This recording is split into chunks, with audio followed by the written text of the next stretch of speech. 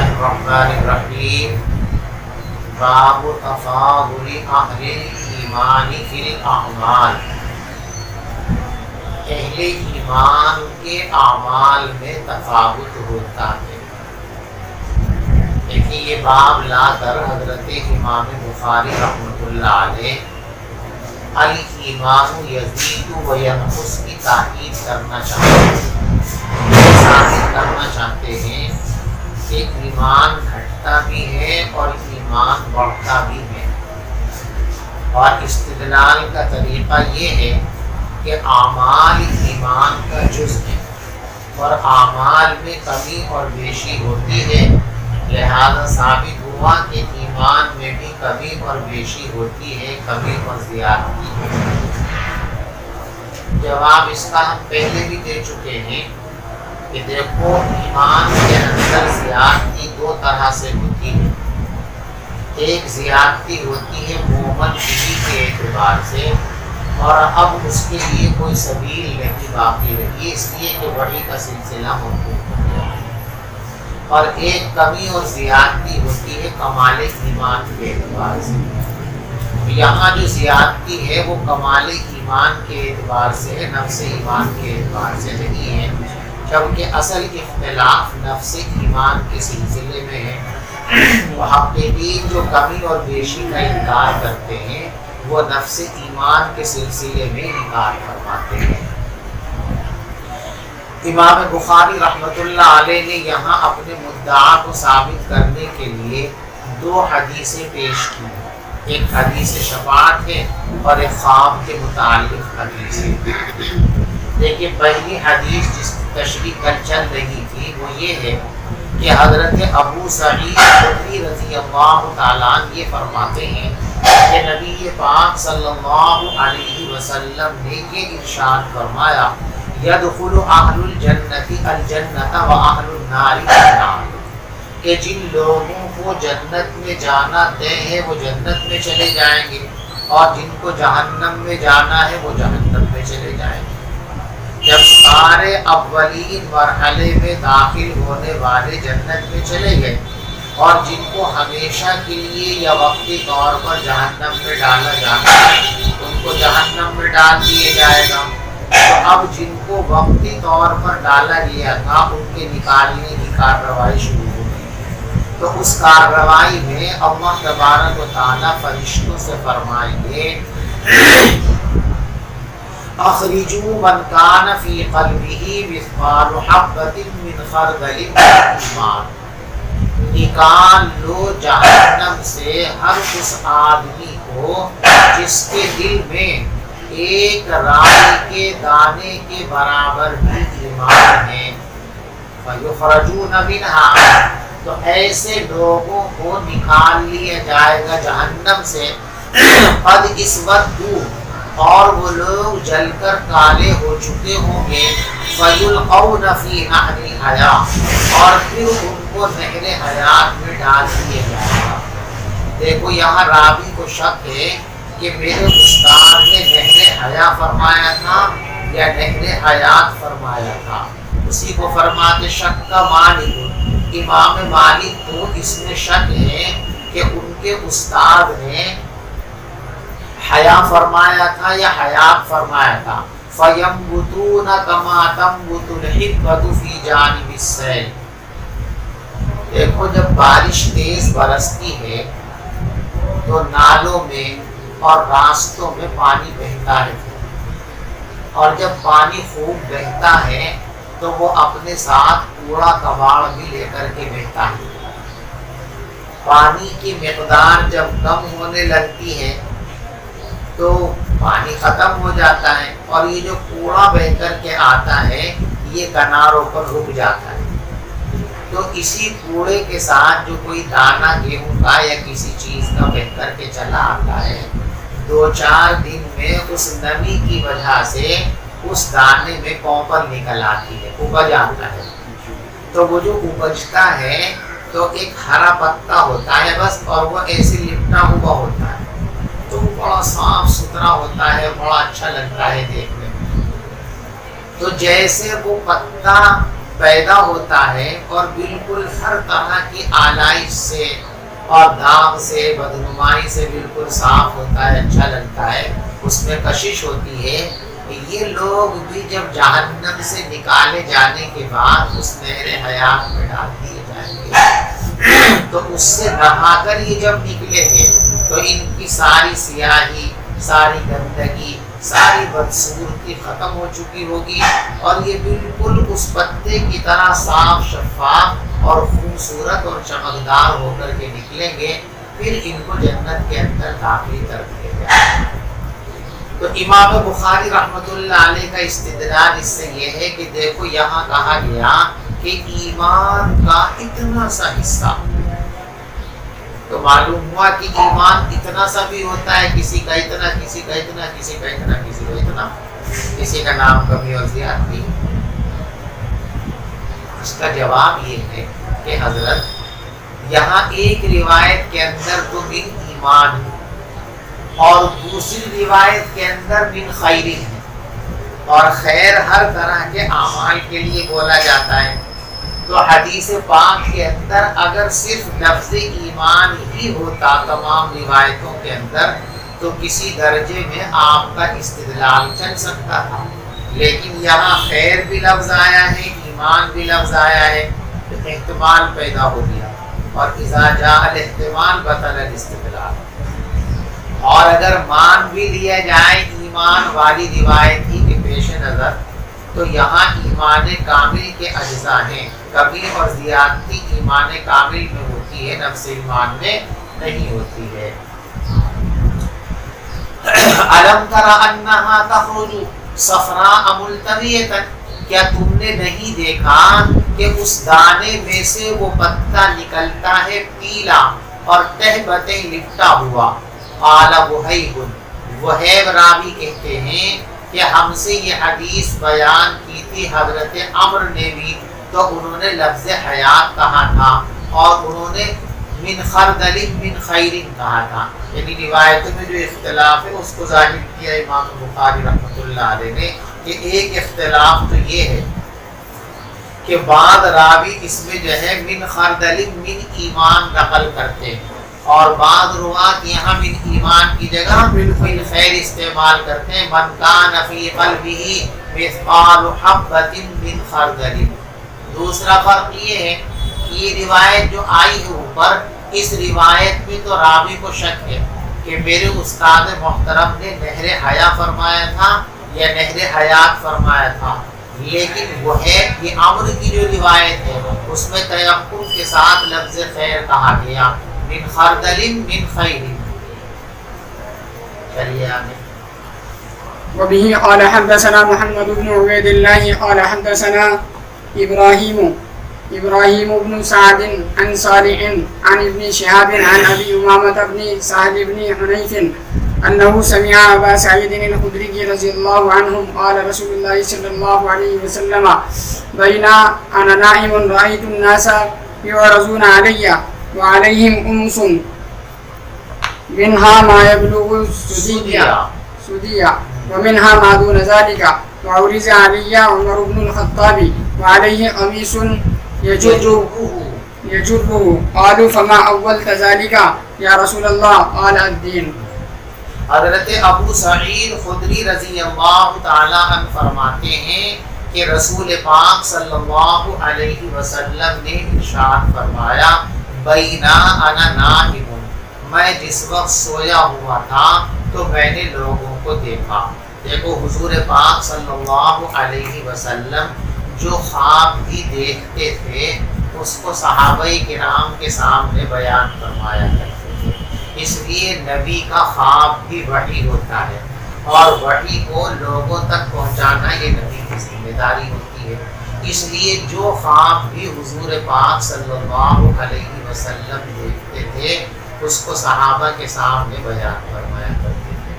تو ایک روز آپ نے یہ خواب بیان فرمایا کہ میں نے خواب میں ایسا منظر دیکھا کہ لوگوں کو میرے سامنے پیش کیا گیا، بہت سارے لوگ میرے اوپر تھے، ان کو پیش کیا گیا تو وہ سب کرتا پہنے ہوئے ہیں، قمیص پہنے ہوئے ہیں، لیکن سب کے کرتے اور قمیص کا سائز مختلف ہے.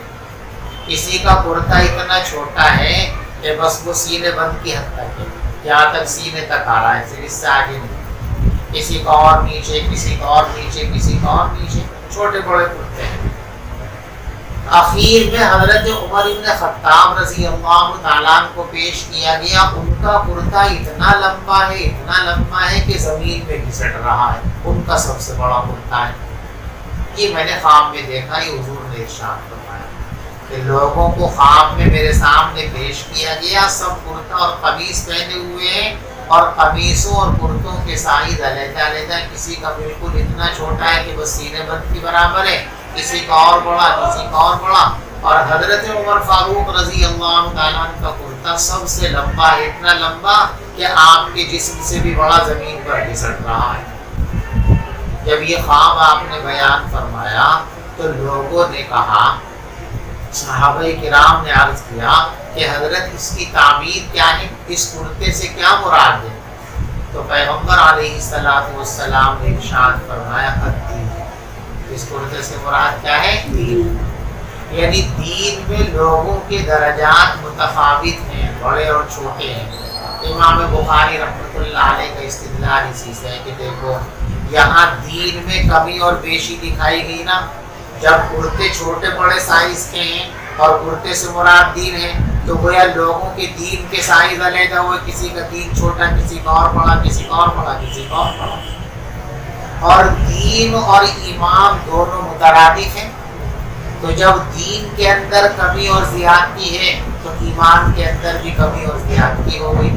جواب اس کا آپ کے سامنے پہلے آ چکا کہ دین اور ایمان یہ مترادف نہیں ہیں، دونوں مختلف حقیقتوں پر دلالت کرنے والے لفظ ہیں. لہذا دین کے تفاوت اور دین کی کمی اور بیشی کی بنیاد پر ایمان کا تفاوت اور ایمان کی کمی بیشی کو ثابت نہیں کیا جا سکتا ہے. اور اگر مان بھی لیا جائے تو پھر وہی جواب دیا جائے گا کہ یہ کمال ایمانی کی کیفیت بیان کی گئی ہے، نفس ایمانی کی کیفیت بیان نہیں کی گئی ہے. سمجھ میں بات آ گئی؟ یہ تو حضرت امام بخاری رحمۃ اللہ علیہ کا استدلال ہوا. اب حدیث کے متعلق کچھ باتیں ذہن نشین کر لیجیے. دیکھو یہاں حضور پاک صلی اللہ علیہ وسلم نے کرتے اور قمیص کی تعبیر دین سے دی ہے. تو اس کا یہ مطلب نہ سمجھنا چاہیے کہ جب بھی کوئی آدمی کرتا پہنے ہوئے دیکھے کسی بھی حال میں تو اس کی تعبیر دین ہی سے دی جائے گی، ایسا ضروری نہیں ہے. خواب دیکھتا ہے کوئی آدمی تو دیکھنے والے کے اعتبار سے بھی خواب کی تعبیریں بدل جاتی ہیں. جس زمانے کے اندر خواب دیکھا گیا اس کے اعتبار سے بھی خواب کی تعبیریں بدل جاتی ہیں. چنانچہ حضرت نانوتوی رحمۃ اللہ علیہ سے ایک صاحب نے آ کر خواب کی تعبیر بیان کی، خواب کی تعبیر معلوم کی. تو حضرت نے فرمایا کہ بھی دیکھو آپ اگر مٹھائی کھلاؤ تو ہم آپ کو جو ہے مہنگی ملازمت دلوائیں 20 روپے کی، اور اگر نہیں تو ہم آپ کو جو ہے سستی ملازمت دلوا دیں کم پیسے کی. تو نے کہا جی مٹھائی کھلا دیں گے. تو حضرت نے فرمایا کہ تمہیں اتنے روپے کی جو ہے ملازمت ملنے والی ہے. چنانچہ چند دن کے بعد ان کو پاس خط آ گیا، اپارٹمنٹ لیٹر آ گیا کہ اتنے روپے ماہانہ آپ کی جو ہے سروس لگ گئی. تو انہوں نے پوچھا حضرت یہ کیا بات تھی کہ مٹھائی کھلاؤ تو اتنے کی نوکری اور مٹھائی نہ کھلاؤ تو اتنے کی نوکری؟ فرمایا کہ دیکھو تم نے خواب میں یہ دیکھا تھا کہ رامپور کی طرف سے بت اڑ کر کے تمہاری طرف آ رہی ہے. بدتمیزی سے کہتے ہیں اردو میں. تو یہ بت جو ہے اردو کے اندر جو ہے یہ تاء مخفف کے ساتھ بت، تو دو ہی لفظ ہوئے اس کے اندر با اور تا. تو یہ جو تا ہے اس کے 9 عدد ہے حروف تہجی کے اعتبار سے، اور جو ہے با کے 2، تو 2 اور 9 کتنے ہو گئے؟ 11 ہو گئے. اور جو ہے عربی زبان کے اندر اس لفظ کو تا کی تشدید کے ساتھ بولتے ہیں بط. تو اب 2 تا ہو گئے تو 9 دونی 18 اور 2 با کے ہو گئے 20 روپے کی نوکری ہو گئی. تو معبر کے ذہن میں اس وقت کیا آیا ہے اللہ کی طرف سے تعبیر کا، اس میں بڑا دخل ہوتا ہے، وقت کا بھی بڑا دخل ہوتا ہے۔ ابن سیرین رحمت اللہ علیہ جو اس امت کے سب سے بڑے معبر گزرے ہیں، ان کے پاس ایک آدمی آیا اور یہ کہا کہ حضرت میں نے خواب میں یہ دیکھا ہے کہ میری چارپائی کے نیچے آگ کے انگارے رکھے ہوئے ہیں۔ حضرت نے فرمایا جاؤ اپنی چارپائی کے نیچے سے زمین کھودو، وہاں سونا نکلے گا، شرطیں نکلے گی۔ وہ گیا، اس نے کھودا، شرطیں نکلا۔ کچھ دن گزرنے کے بعد ایک دوسرے صاحب آئے، کہا حضرت میں نے خواب میں دیکھا کہ میری چارپائی کے نیچے آگ لگی ہے۔ فرمایا کہ جلدی سے جا، گھر خالی کر، سامان اور بچوں کو نکال لے، تیرا مکان گرنے والا ہے۔ تو جلدی جلدی جا کے اس نے مکان خالی کیا، خالی کیا ہی تب اور گر گیا، منادی ہو گیا۔ تو کسی خادم نے حضرت سے عرض کیا کہ حضرت یہ کیا بات ہے؟ ایک آدمی یہی خواب آپ کے پاس لے کر کے اس کو سونا چاندی دلوا دیا اور اس بیچارے کا مکان گروا دیا۔ تو حضرت نے فرمایا کہ دیکھو، اس نے خواب دیکھا تھا سردی کے زمانے میں، اور سردی کے زمانے میں چارپائی کے نیچے آگ راحت سے، اور دوسرے نے خواب دیکھا گرمی کے زمانے میں، اور گرمی کے زمانے کے اندر چارپائی کے نیچے آگ رکھنا یہ زحمت، مصیبت اور ہلاکت کی۔ تو موسم کے اعتبار سے بدل گیا، خواب دیکھنے والوں کے اعتبار سے بھی تعبیر بدل جاتی ہے۔ تو اس لیے یہ حالات کے اوپر سے معبر اپنے ذہن کے اعتبار سے تعبیر دے گا، ضروری نہیں کہ جس خواب کی تعبیر ایک مرتبہ بیان کی کہ ہمیشہ اس کی تعبیر ہوتی ہے۔ یہاں حضرت عمر فاروق رضی اللہ تعالیٰ عنہ کے بارے میں یہ فرمایا گیا کہ ان کا کرتا سب سے لمبا تھا، یعنی جتنے لوگ حضور پاک صلی اللہ علیہ وسلم کے سامنے اس خواب میں پیش کیے گئے تھے، ان میں دین کے اعتبار سے سب سے بڑے اور سب سے افضل اور سب سے اعلیٰ سیدنا حضرت عمر بن خطاب رضی اللہ تعالیٰ عنہ۔ اب اس پر کسی کو یہ سوال ہو سکتا ہے کہ صدیق اکبر رضی اللہ تعالیٰ سب سے افضل ہیں، اور اس حدیث سے معلوم ہوا کہ سب سے افضل کون ہے؟ حضرت عمر فاروق رضی اللہ تعالیٰ عنہ۔ تو دونوں باتوں میں ٹکراؤ ہو گیا۔ تو اس کا ایک جواب تو یہ ہے کہ یہ کہاں ضروری ہے کہ صدیق اکبر بھی اس خواب میں موجود تھے؟ یہ بھی تو ہو سکتا ہے کہ صدیق اکبر تو تھے ہی نہیں اس خواب کے منظر میں، تو جو لوگ اس خواب کے منظر میں تھے انہی پر حضرت عمر کی فضیلت ثابت ہوگی، اور صدیق اکبر اس خواب کے منظر میں تھے ہی نہیں، لہذا ان پر یہ فضیلت ثابت نہیں ہوگی، وہی افضل امت ہے، وہی خیر امت ہے۔ اور دوسرا جواب اس کا یہ دیا حضرات محدثین نے کہ یہ فضیلت جزئی ہے، کلی بعض لوگوں کو کلی فضیلت حاصل ہوتی ہے، اور کسی کسی کو اس کلی فضیلت والے پر کوئی جزئی فضیلت آ جاتی ہے، تو جزئی فضیلت کی وجہ سے یہ صاحب فضیلت افضل سے افضل نہیں ہو سکتا۔ جس کو فضیلت کلی حاصل ہے، افضلیت کلی اسی کے حصے میں آتی ہے، وہی افضل ترین کہلاتا ہے۔ تو یہ حضرت عمر کی ایک جزئی فضیلت ہے، اور کلی اعتبار سے حضرت سیدنا صدیق اکبر رضی اللہ تعالیٰ سب سے افضل ہے، اس پر پوری امت کا اتفاق ہے۔ آپ سمجھ میں آ گئی؟ دیکھو ایک ترجمہ دیکھو روایت کا۔ بینا نائم،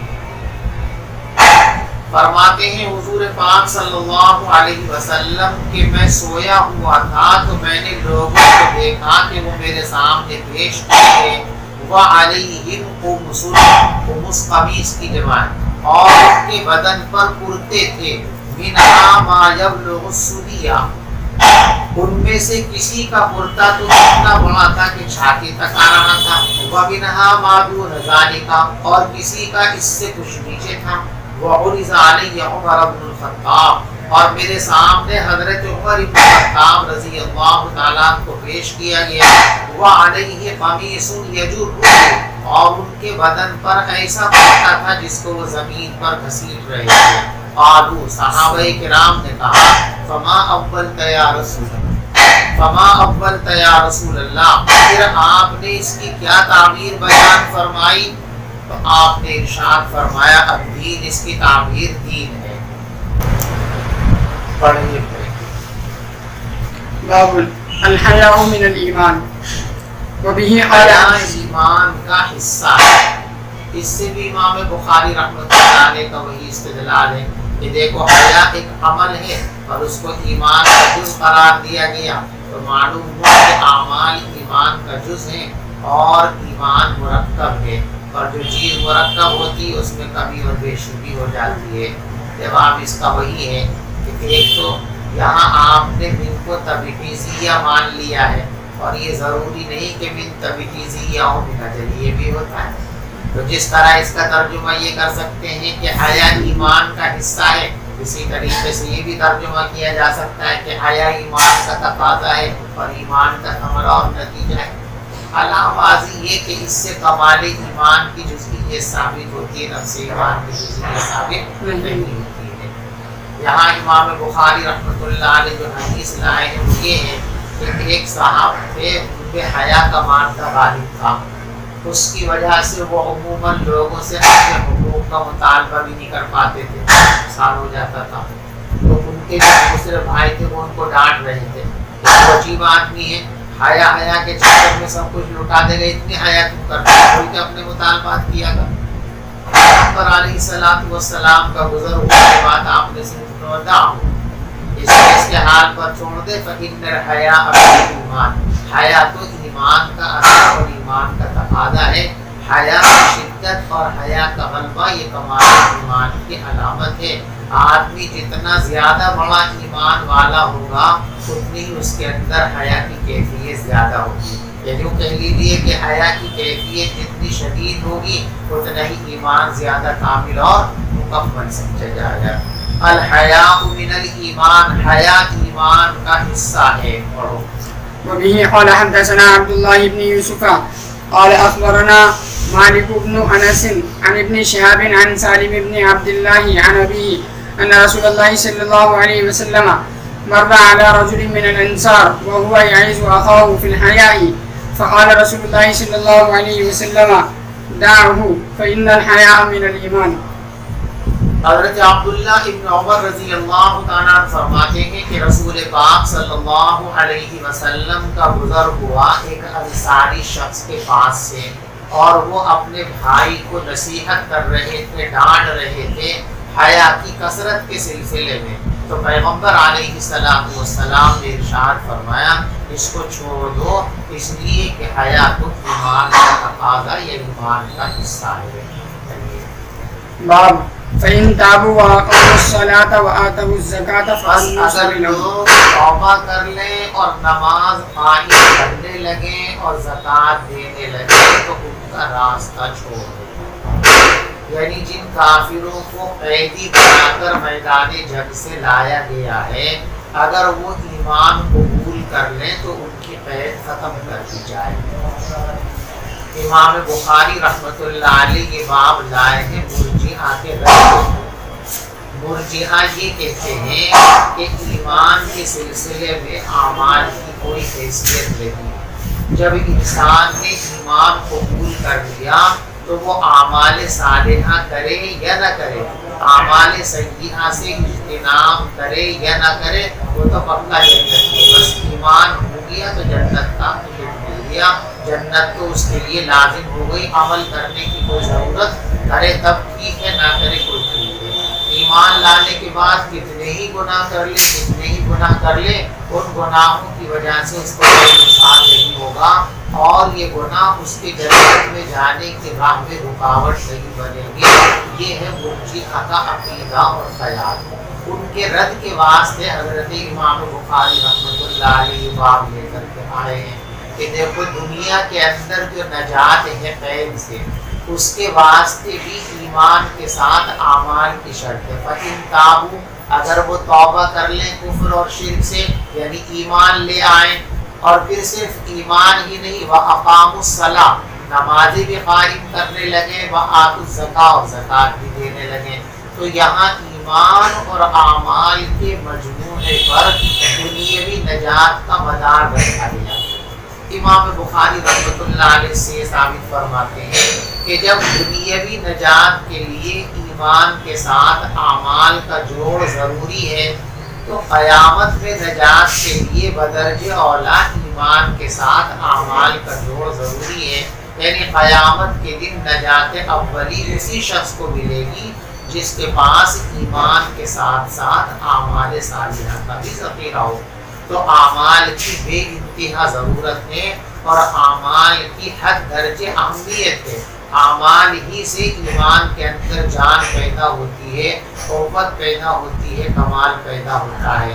تو مرجئہ کے رد کے واسطے یہ باب لائے ہیں. استدلال کا خلاصہ آپ سمجھ گئے نا کہ دیکھو یہاں ان اسیروں اور قیدیوں کی دنیاوی نجات کے لیے صرف ایمان کو کافی نہیں مانا گیا بلکہ ایمان کے ساتھ ساتھ اعمال کا بھی تذکرہ کیا گیا کہ جب ایمان اور اعمال دونوں سے متصف ہو جائیں تو اب ان کو رہا کر دیا جائے.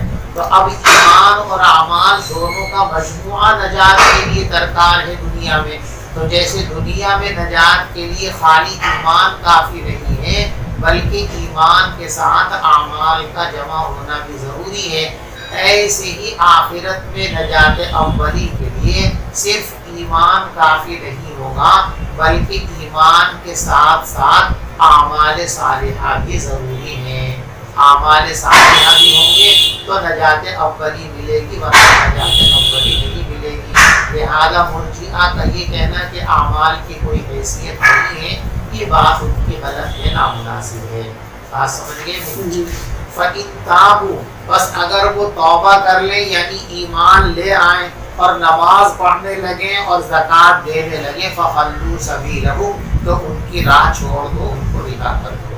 چلیے. وبه قال حدثنا عبد الله بن محمد المسندي قال حدثنا أبو روح الحرمي ابن عمارة قال حدثنا شعبة عن واقد ابن محمد قال سمعت أبي يحدث عن ابن عمر رضي الله عنه أن رسول الله صلى الله عليه وسلم قال أمرت أن أقاتل الناس حتى يشهدوا أن لا إله إلا الله وأن محمد رسول الله ويقيموا الصلاة ويؤتوا الزكاة فإذا فعلوا ذلك عصموا مني دماءهم وأموالهم إلا بحق الإسلام وحسابهم على الله.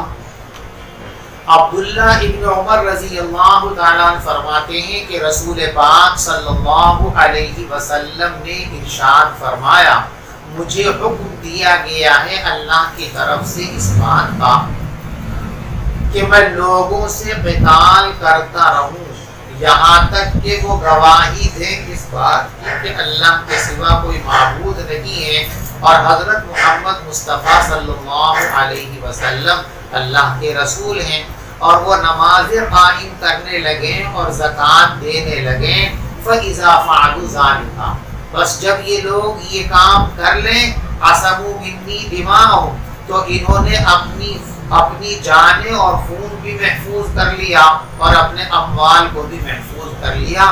إِلَّا بِحَقِّ الْإِسْلَامِ، مگر اسلام کے حق کی وجہ سے. یعنی جس شخص نے ایمان قبول کر لیا اب اس کی جان بھی محترم ہے، اس کا مال بھی محترم ہے، اس کی آبرو بھی محترم ہے. اب حکومت کو یا عامت المسلمین کو یہ اجازت نہیں ہے کہ کسی مسلمان کو جانی اعتبار سے، مالی اعتبار سے یا آبرو کے اعتبار سے کوئی نقصان پہنچائے. الا بحق الاسلام، مگر اسلامی حق کی وجہ سے جان بھی لی جا سکتی ہے اور مال بھی لیا جا سکتا ہے. ایک مومن کوئی ایسا جرم کر لے جس جرم کی سزا شریعت کی نگاہ میں جان ہے، مثلا کوئی آدمی عمدن کسی مومن کو قتل کر دے تو اب قصاصاً اس مومن قاتل کو قتل کیا جائے گا. تو اب یہ قتل جو ہے بحق الاسلام ہے، یعنی اسلامی شریعت کے قانون کی اس نے خلاف ورزی کی، اس قانون کی روح سے اس کی جان لی گئی.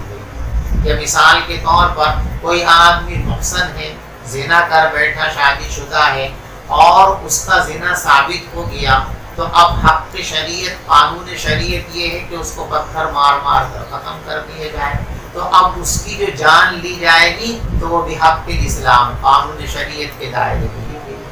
یا مثال کے طور پر کسی آدمی سے قتل خطا صادر ہو گیا اور قتل خطا کے اندر دیت وصول کی جاتی ہے، 100 اونٹ لیے جاتے ہیں، تو اب جو اس کا مال لیے جا رہا بحق الاسلام، قانون اسلامی کی وجہ سے لیا جا رہا ہے، یعنی ایمان انسان کی جان، مال اور آبرو کا محافظ ہے، اس کے تحفظ کا ضامن ہے۔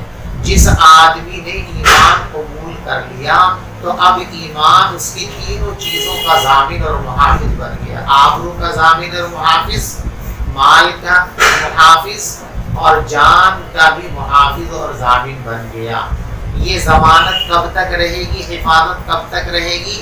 جب تک کہ وہ شریعت کے کسی ایسے قانون کو نہ توڑے جس قانون کے مطابق اس کی جان لینا ضروری ہو یا اس کا مال لینا ضروری ہو۔ جب تک ایسی کوئی غلطی نہیں کرے گا، ایسے کسی قانون کو نہیں توڑے گا، تو تینوں چیز محفوظ، جان بھی محفوظ، مال بھی محفوظ، آبرو بھی محفوظ۔ لیکن اگر کوئی ایسا کام کر دیا جس کی بنیاد پر جان لینا ضروری ہو تو جان لے لی جائے گی، مال لینا ضروری ہو تو مال لے لیا جائے گا۔ تو اللہ بحق الاسلام کا مطلب سمجھیے نا، کہ اگر قانون شریعت میں سے کسی ایسے قانون کی خلاف ورزی اس نے کی ہے جس کی خلاف ورزی کی سزا شریعت کے اندر جان یا مال ہے، تو اب اس صورت کے اندر اس کی جان بھی لی جائے گی اور اس کا مال بھی لیا جائے گا۔ یہ مطلب ہے اللہ بحق الاسلام کا، سمجھیے۔ وَحِسَابُهُمْ عَلَى اللَّهِ، اور ان کا حساب اللہ کے ذمے ہے، یعنی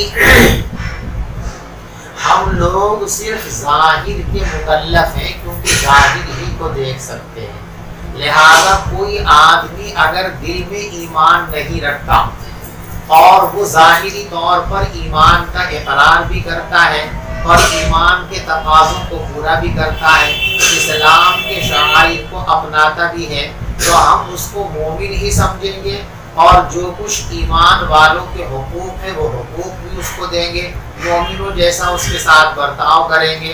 اب دل میں ہے یا نہیں ہے، چونکہ دل کی کیفیت ہم کسی کی پہچان اور جان نہیں سکتے، اور ایمان اس تصدیق کا نام ہے جو قلب کے اندر پائی جاتی ہے، تو حقیقتاً ایمان ہے یا حقیقتاً ایمان نہیں ہے، یہ پہچاننا ہم لوگوں کے لیے ممکن نہیں ہے، لہذا اس کے ہم مکلف بھی نہیں ہے۔ وَحِسَابُهُمْ عَلَى اللَّهِ، جو ظاہری طور پر مومن ہے اب اس کے ساتھ مومن جیسا برتاؤ کریں گے، قیامت میں جائے گا وہ اللہ کے سامنے، اگر اس کے دل میں بھی ایمان ہوگا تو جنت میں اللہ تبارک و تعالیٰ بھیج دیں گے، ایمان دل میں نہیں ہوگا، صرف ظاہری ڈھونگ اس میں دنیا کے اندر بھرتا ہوگا، تو پہلے سے اعلان کر رکھا ہے ان المنافقین فی الدرک الاسفل من النار، کہ جہنم کے سب سے نچلے طبقے میں ان کو پھینکا جائے گا۔ اللہ ہم سب کی حفاظت فرمائے۔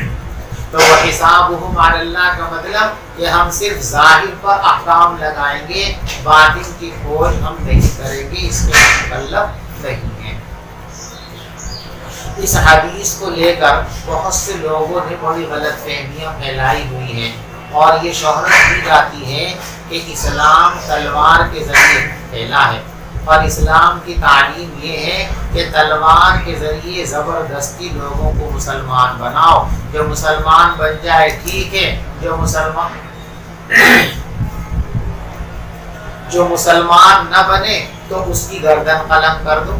اس کا مطلب تو یہ ہے کہ زبردستی اسلام میں داخل کرنے کی تعلیم دی جا رہی ہے، لیکن اس کا جواب اچھی طریقے سے ذہن نشین رکھیے۔ اس روایت کا یہ مطلب ہرگز نہیں ہے کہ جو بھی ایمان قبول نہ کرے تلوار سے اس کی گردن قلم کرے۔ اگر یہ اس حدیث پاک کا مطلب ہوتا تو حضور پاک صلی اللہ علیہ وسلم کے زمانے میں مدینے میں اور مدینے کے اطراف میں بہت سارے یہودی لوگ موجود تھے، ان سب کی گردن قلم کر دی جاتی، لیکن کسی کی بھی گردن قلم نہیں ہوئی تھی۔ مدینے کے باہر آس پاس میں بہت ساری مشرک آبادیاں تھیں، ان سب کو قتل کر دیا جاتا، لیکن قتل نہیں کیا گیا۔ تو اس حدیث کا یہ مطلب نہیں ہے کہ جو ایمان قبول نہ کرے اس کی گردن قلم کر دو، اس سے جہاد کرو نہ۔ جہاد صرف کافروں کے خلاف نہیں ہوتا، کفر کی وجہ سے جہاد نہیں ہوتا، جہاد ہوتا ہے شرارت کی وجہ سے. اگر کسی جگہ کافر رہتے ہیں اور وہ اسلام کی راہ میں رکاوٹیں نہیں ڈالتے ہیں، اسی طرح کی کوئی دقت پیدا نہیں کرتے ہیں، تو ایسی صورت کے اندر ان کے خلاف کوئی کارروائی نہیں کی جائے. جب کفار و مشرکین ایمان کی راہ میں رخنہ ڈالنے لگے اور ایمان والوں کے لیے ایمان کے تقاضوں کو پورا کرنا ناممکن بنا دے، مشکل بنا دے، اب اس فتنے کو دور کرنے کے لیے قتال کا حکم ہے. تو قتال قتل و غارت گری کے لیے نہیں ہے، بلکہ قتال دفع فتنہ کے لیے، کہ فتنے کو دفع کرنے کے لیے قتال ہے. اور اس روایت کا تعلق ابتدائی قتال سے نہیں ہے، بلکہ جاری قتال کو موقوف کرنے کے سلسلے میں یہ روایت ہے. حدیث کا مفہوم یہ ہے کہ جو شریر کافر ہیں، شرارت پسند کافر ہیں، اگر ان سے ہمارا ٹکراؤ شروع ہو گیا، قتال شروع ہو گیا، جنگ شروع ہو گئی، تو اب یہ جنگ ہم کب تک جاری رکھ سکتے ہیں؟